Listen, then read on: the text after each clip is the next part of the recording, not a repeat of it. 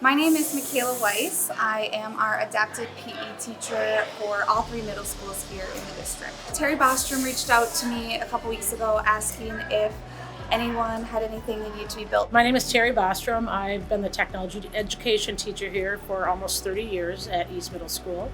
The class I'm working with is my 8th grade manufacturing class, emphasis on wood technology.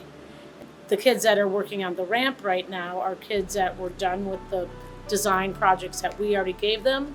So I reached out to different teachers to see if they needed something built or designed. And so that's when Makayla reached out to me. We kind of brainstormed some ideas, which was super cool to have their input on a ramp that we were building for some of my students in wheelchairs. So that's what they're currently working on. So they were excited that they had a project to do that wasn't something that they had already done and that they were helping other kids.